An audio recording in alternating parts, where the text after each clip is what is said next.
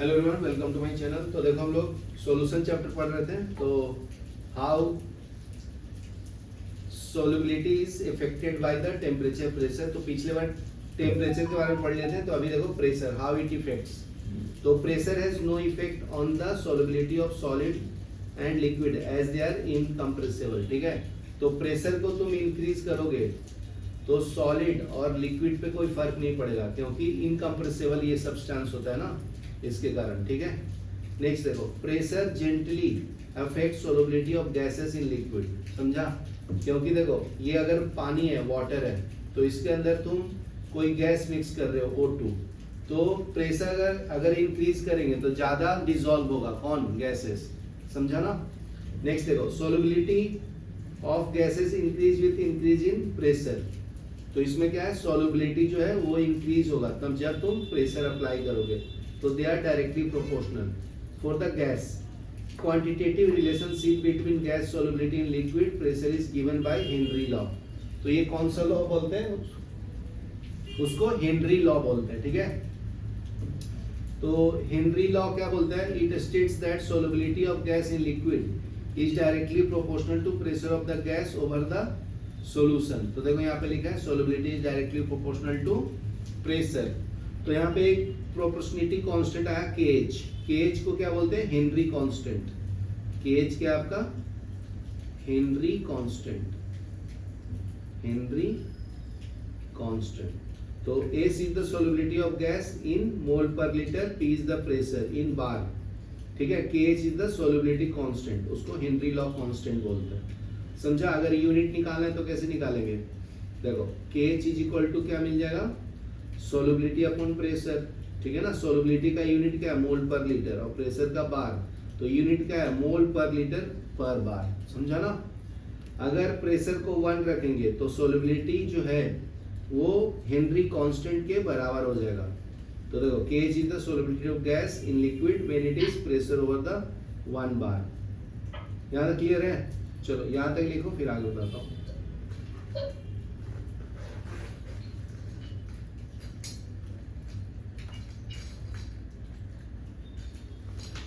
ये 12th के notebook पे लिख चेतन। हाँ वही लिख रहा हूँ। उधर ही सजा के रख, 12th का अलग से, 11th का अलग से। 12th का एक बना ले, क्योंकि वो बच्चा 12th का है ना, वो JEE एडवांस वाला, तो 7:30 ज्वाइन करता हूँ। आज भी 7:30 ज्वाइन करना।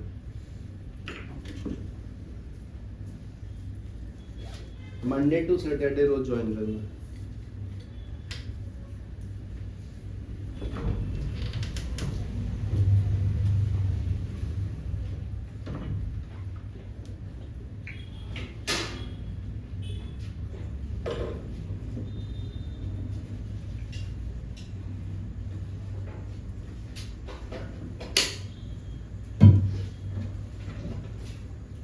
तो इतना लेट क्यों आ गया भाई? ठीक है, नेक्स्ट देखो, तो एक्सेप्शन ऑफ हेनरी लॉ है। ठीक है ना, हेनरी लॉ गैस के लिए एप्लीकेबल है, सॉलिड लिक्विड के लिए नहीं है। तो देखो गैस में भी एक्सेप्शन है इसका। ठीक है, gas like ammonia and CO2 do not obey Henry law. तो एग्जाम में पूछेगा, ऊपर में क्या पूछेगा, JEE नीट CET में, कि Henry law is applicable for solid liquid, तो नहीं बोलना है। ठीक है, खाली गैस के लिए एप्लीकेबल है। समझा ना? वही क्वेश्चन आएगा। नेक्स्ट है, फिर गैस में भी कौन से एक्सेप्शन है, एमोनिया और CO2 के लिए do not obey Henry law. पानी में डालेंगे तो NH4+ और OH- देंगे, तो पूरा पैर हिला, तोड़ दूंगा भी मैं तेरा पैर। नेक्स्ट है, CO2 को वाटर में डालेंगे, कार्बोनिक एसिड मिलता है, इसको कार्बोनिक एसिड बोलते हैं, 2 बार बोल चुका हूँ। Because of this reaction ammonia and CO2 have the higher solubility than expected by Henry law, क्योंकि ये वाटर में डिसॉल्व हो जाता है। ठीक है ना, तो इसका ये एक्सेप्शनल केस है, इसकी सोलबिलिटी ज्यादा होता है एज एक्सपेक्टेड। समझा? नेक्स्ट देखो, एक न्यूमेरिकल है, इस पे 2.1 सॉल्व करेंगे। चालू किया? तो देखो न्यूमेरिकल क्या है, nitrogen gas in water is 25 degree, 1 bar solubility दिया है, ये S का वैल्यू है, मोल per litre. Calculate the Henry constant. तो KH का फॉर्मूला क्या है, S/P। तो ये S का वैल्यू दिया और प्रेशर कितना दिया है, 1 बार। ठीक है, तो हेनरी कांस्टेंट आ गया आपका। फिर सेकंड केस में क्या दिया, molarity of nitrogen dissolve in water under pressure. इसका पैर बांध कर 4 बार बोल चुका हूँ तब से। वेन पार्शियल प्रेशर बोले तो P, ठीक है ना, इज 0.75 बार, तो उसका सोलबिलिटी कितना आएगा? देखो ऊपर में जो केज का वैल्यू आया है वो सेकंड केस में डालना है, तो केज का वैल्यू 6.85 हो गया, और P मतलब प्रेशर, तो ये आपका प्रेशर डालना है। पहले प्रेशर 1 बार डाला तो इसकी सोलबिलिटी कम हो जाएगा ना, पहले सोलबिलिटी ज़्यादा था 6 पॉइंट, मतलब ये बढ़ जाएगा। ये समझा? तो 2 बार फॉर्मूला यूज करना है। चलो और नेक्स्ट देखो numerical 2.2 Henry constant for methyl bromide CH3 bar is 0.159 mole per litre at a temperature of 25. What is the solubility of methyl bromide in water? ठीक है, प्रेशर कितना है? 130 mmHg। तो सोलबिलिटी का फॉर्मूला क्या है? S is equal to KH into P। ये KH का वैल्यू है, ये P का वैल्यू है, ठीक है।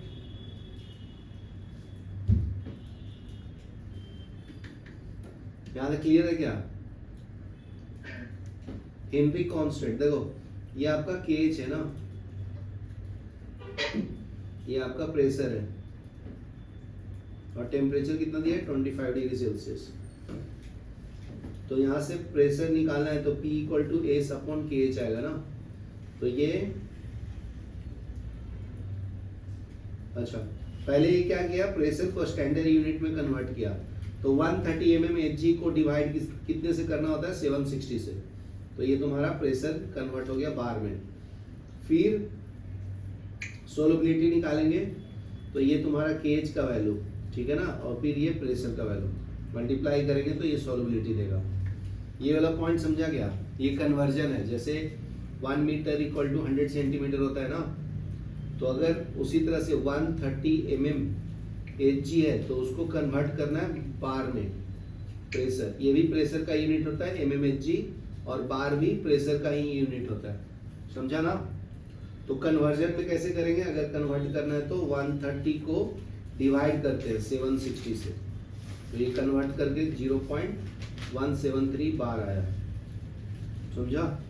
चलो यहाँ तक लिखो, फिर आगे बताओ। ठीक है, नेक्स्ट देखो vapour pressure of solution of liquid in liquid, ठीक है ना। प्रेशर जो एग्जर्ट करता है लिक्विड ऑन लिक्विड उसको बोलते हैं वेपर प्रेशर, ठीक है ना।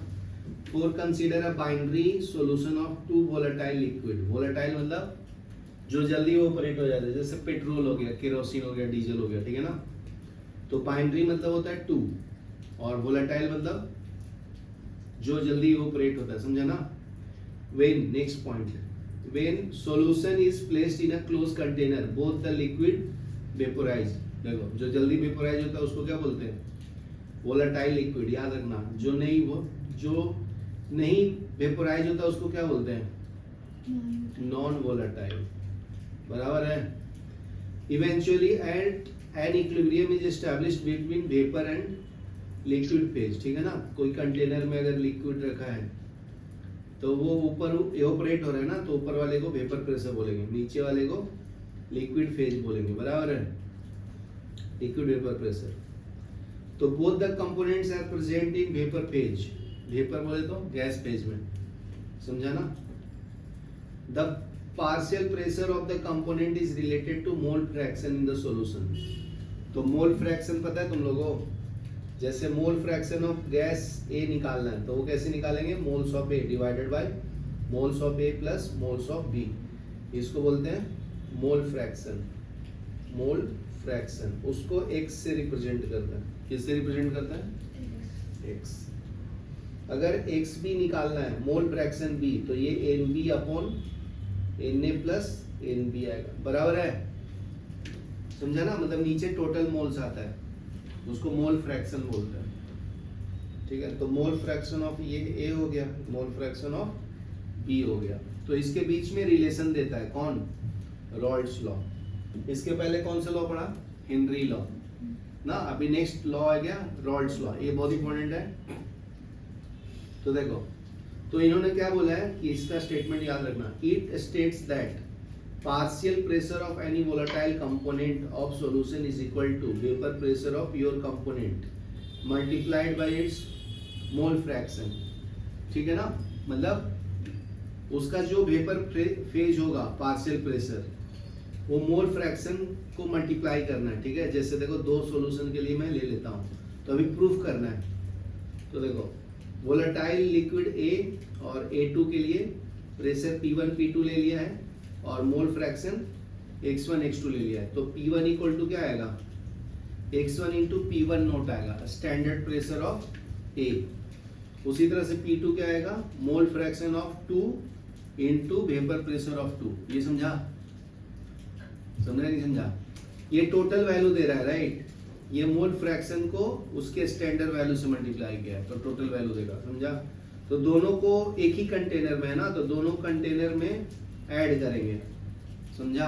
दो गैस है ना, A1 और A2, तो दोनों को ऐड करेंगे तो टोटल प्रेशर मिल जाएगा कंटेनर में। तो P1 प्लस P2, तो ये P1 का वैल्यू लिख दिया और ये P2 का वैल्यू लिख दिया, बराबर है। तो अभी एक रिलेशन होता है, जितने भी मोल फ्रैक्शन है ना, तो उसको ऐड करोगे तो क्या आता है, हमेशा 1। तो ये याद रखो, 3 4 कितना भी रहे, जैसे x1 plus x2 plus x3 plus x4 कितना भी रहेगा तो क्या आएगा, हमेशा 1 ऐड करके, समझा। 5 रहे, 10 रहे, 2 रहे, 100 रहे, 1000 रहे, करोड़ रहे, ऐड करके कितना आएगा, 1 आएगा, समझा ना। तो इसको बोलते हैं हम लोग sum of mole fraction is equal to 1। Sum of mole fraction is equal to 1। यहाँ क्लियर है? तो अभी देखो, तो ये फॉर्मूला में हम लोग, हमारे पास क्या आ गया अभी, x1 plus x2 equal to 1 आ गया। तो देखो x1 के जगह पे मैं क्या लिख सकता हूँ, 1 माइनस x2 लिख सकता हूँ, समझा ना। राइट साइड में x2 को लिया, तो इधर x1 दिख रहा है तुझे ये फॉर्मूला में, उसके जगह पे 1 माइनस x2 डाल दिया, समझा, P टोटल के अंदर। तो अभी इसको मल्टीप्लाई करो, P1 into 1, P2 into x2 plus P2 into x2। तो ये दोनों में x2 कॉमन है, इसमें से x2 कॉमन ले लिया, तो P2 minus P1 into x2 plus P1 note आएगा, बराबर है, is equal to P total. यहाँ तक क्लियर है? चलो यहाँ तक लिखो, फिर मैं ये ग्राफ समझाता हूँ। यहाँ से लिखो ऊपर से।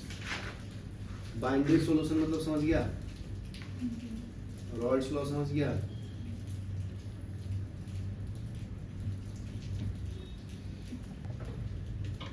तो देखो ग्राफ कैसे ड्रॉ किया, ध्यान से सुनना। दोनों का सम कितना है जी, x1 प्लस x2 का 1 है। 1। तो यहाँ पे देखो स्टार्टिंग पॉइंट पे अगर मैं x1 का वैल्यू 1 लूं, तो दूसरा क्या आएगा, 0 आएगा ना, क्योंकि दोनों का सम तो 1 ही है ना। तो एक 1 हो गया तो दूसरा क्या हो जाएगा, 0, ठीक है। तो देखो, और इन पॉइंट पे x1 0 है तो x2 1 होगा ना। यहाँ तक क्लियर है क्या? ये वाला पॉइंट x2 को रिप्रेजेंट कर रहा है, ये पॉइंट x1 को रिप्रेजेंट कर रहा है। यहाँ तक क्लियर है? तो देखो 1 मतलब मैक्सिमम वैल्यू ना, तो ये मैक्सिमम वैल्यू और यहाँ पे ये मैक्सिमम वैल्यू है, समझ गया। ये x2 का मैक्सिमम वैल्यू है, ये x1 का मैक्सिमम वैल्यू है। तो ये जैसे जैसे नीचे आएगा ये P1 का वैल्यू, ये कम करूंगा, मतलब x1 का वैल्यू 1 है ना, अभी कम मतलब 0.9, 0.8, 0.7, 0.6, 0.5 लाइक दैट, कम करूंगा तो ये ग्राफ डिक्रीजिंग हो जाएगा ना। तो ये डिक्रीजिंग ग्राफ है। तो लाइफ में ऐसे होता है ना, एक कम होगा तो दूसरा बढ़ेगा ना जी। तो देखो ये वाला इधर से ऐसे डिक्रीजिंग हो गया, ये वाला, अभी ये वाला इधर से इसके तरफ जाऊंगा x1 की तरफ, तो ये कम होगा, बराबर है। तो एक पॉइंट पे मिलेगा, दोनों सेम होगा, बराबर ना। तो इंटरसेक्टिंग पॉइंट बोलते हैं। तो ये दोनों का रिजल्टेंट ऊपर वाला देता है, ये रिजल्टेंट मतलब दोनों का वैल्यू ऐड करेंगे तो P total P1 plus P2 आएगा, समझा। मतलब तुम्हें ऐसे दिखाऊं तो ऐसे समझो, अगर x1 का वैल्यू 1 ले लिया हूं तो ये आपका P1 का वैल्यू है, बराबर है।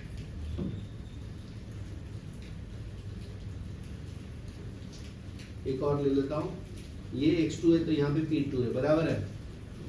तो देखो ये ऐसे जाऊंगा तो ये मतलब डिक्रीज होना चाहिए वैल्यू, क्या होना चाहिए, डिक्रीज, और इसको इधर जाऊंगा तो क्या होगा, डिक्रीज, बराबर ना।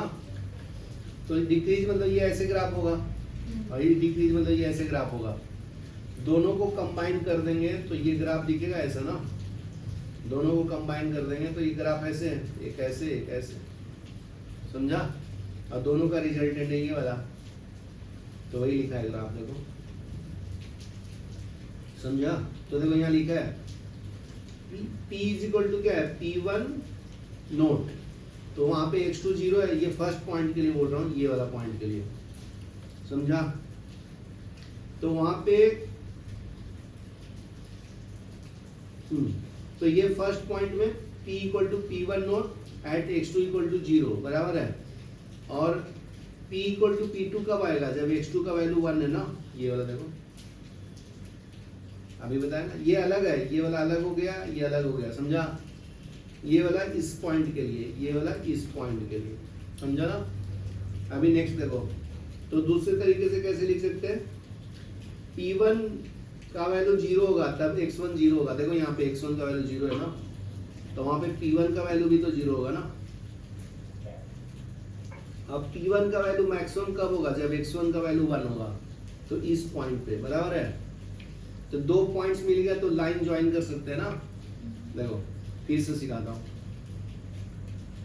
लाइन कैसे ड्रॉ करते हैं हम लोग, लाइन ड्रॉ करने के बताता हूं। देखो लाइन ड्रॉ करना है तो 2 पॉइंट चाहिए ना मिनिमम, तो ये पॉइंट और ये पॉइंट को ज्वाइन करना है, तो इसको ऐसे ज्वाइन करेंगे, मतलब ये वाला वैल्यू पता होना चाहिए और ये वैल्यू पता होना चाहिए, तभी तो ज्वाइन करेंगे ना। तो यहाँ पे x1 है तो ये P1 होगा,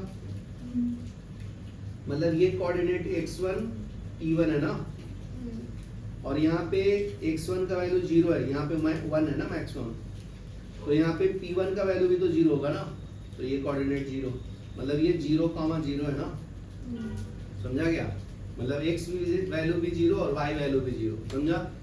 उसी तरह से दूसरे के लिए भी, तो यहाँ से भी ड्रॉ कर सकते हो, तो x2 का वैल्यू 1 तो ये P2 आएगा, यहाँ पे x2 का वैल्यू 0, P2 0, ज्वाइन कर दो ये दोनों पॉइंट को, तो ग्राफ ऐसे आएगा, समझा।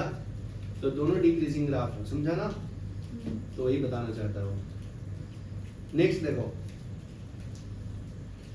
कंपोजिशन ऑफ वेपर प्रेशर, तो composition of vapour in equilibrium with the solution can be determined by Dalton's law. तो डाल्टन्स ने क्या बोला था कि अगर एक कंटेनर में बहुत सारे गैस है तो सबका प्रेशर ऐड करेंगे, ठीक है ना, जैसे पूरा मार्क्स ऐड करना है क्लास का, तो सबका ऐड करेंगे ना, तुम्हारा और तुम्हारा सबका, उसको बोलते हैं डाल्टन्स लॉ। तो देखो if we take y1 and y2 as a mole fraction of two component, तो देखो x की जगह पे यहाँ पे यूज कर लिया y, तो P1 equal to y1 into P, P2 equal to y2 into P आएगा, समझा। P1 P2 are the partial fraction of two components and P is the total pressure, समझा। उल्टा लिखा है, देखो P1 इक्वल टू क्या था, x1 इंटू P1 नोट, बराबर था। अभी उल्टा लिखना है इसको, P1 को इधर रखो, P1 बाई x1, तो x1 को क्या ले लिया इसने, ये ले लिया y1 is equal to P1 note, समझा। तो देखो यहाँ पे लिखा है P1 equal to y1 into P ना, समझा कि नहीं। इसको P1 ले लिया, इसको P ले लिया, इसको y1 ले लिया, तो यहाँ पे जो P है वो टोटल है, समझा कि नहीं समझा। यहाँ तक लिखो, फिर मैं न्यूमेरिकल बताता हूँ। ये ग्राफ ड्रॉ करो और नीचे जो लिखा है सब लिखो। कैसा अच्छा लग रहा है ना, अभी पैर खोल दिया तो नहीं खोला है ना, अच्छा है ना, अभी नहीं उछल रहा, इधर और बांध दो, ऐसे खाली नीचे जाता है, हिलता नहीं ना बराबर, हिलाना होगा तो मैं ऐसे वो होता ना, ऐसे मुर्गे लोग ऐसे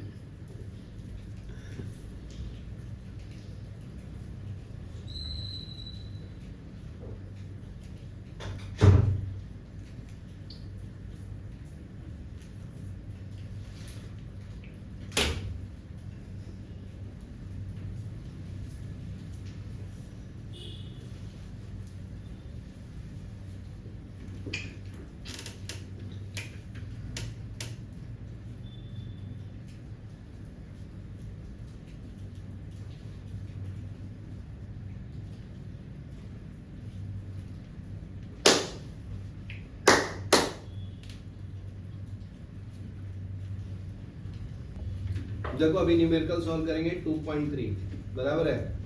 तो vapour pressure of pure liquid and B are given, मतलब ये आपका P1 नोट है, ये PB नोट, समझा ना। ये standard pressure of first liquid, ये सेकंड, दोनों का दिया हुआ है, टेम्परेचर दिया है 350। Find the composition of liquid and vapour if total pressure is, ये P टोटल कितना दिया है 600, ये समझा क्या। तो ये देखो फॉर्मूला डिराइव किया रॉल्स लॉ का, P = P2 note minus P1 × x2 plus P1 बराबर है। तो P1 note 450, P2 note 700, P total 600 बराबर है। ये तो गिवन डाटा हो गया ना, और ये क्या हो गया फॉर्मूला बराबर है। इतना लिखने के लिए भी 1 मार्क हो जाता है। तो अभी डाल दो, P टोटल के जगह पे क्या डाला 600, ये P2 के जगह पे और ये P1 के जगह पे, और ये x2 निकालना है प्लस P1 नोट, ये समझा क्या।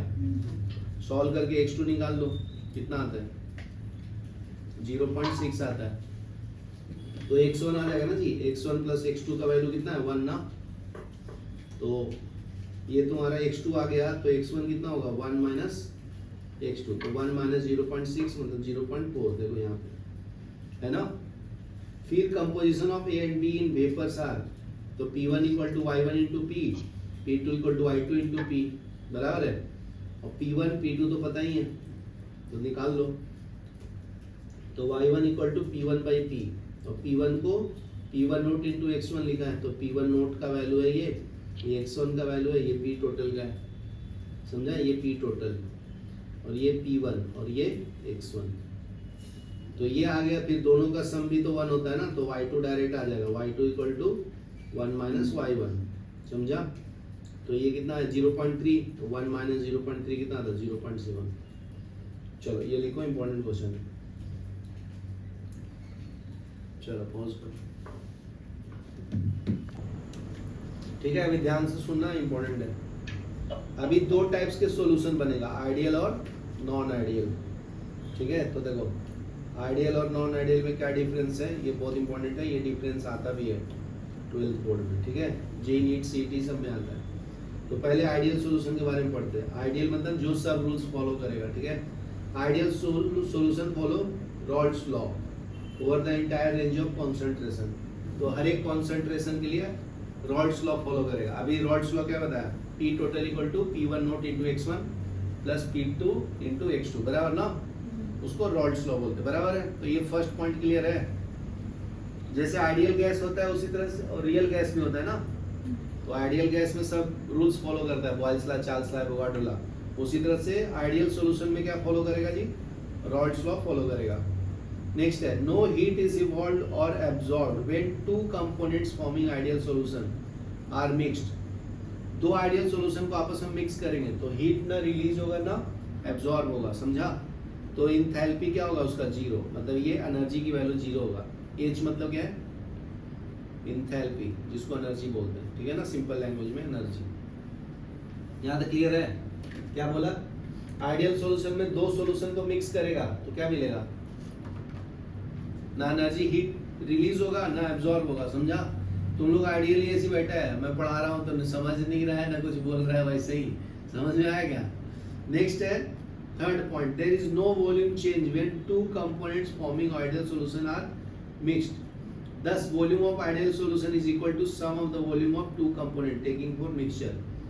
जैसे एक कंटेनर है उसमें A और B सॉल्यूशन रखा हूँ, तो दोनों का मिला के जो सॉल्यूशन का कंटेनर का लिक्विड का वॉल्यूम है, जैसे 10 लीटर है तो 10 लीटर ही रहेगा जी, इंक्रीज डिक्रीज कुछ नहीं होगा, ठीक है ना। तो उसका भी डेल्टा H ऑफ मिक्सिंग क्या आएगा 0, मतलब एनर्जी भी 0, चेंज इन वॉल्यूम भी 0। समझ में आया। नेक्स्ट देखो, ideal solution solvent solute, solute solute, solvent solvent, molecular interaction are comparable. Comparable मतलब कंपेयर कर सकते हैं उनके फोर्स की एनर्जी की वैल्यू को।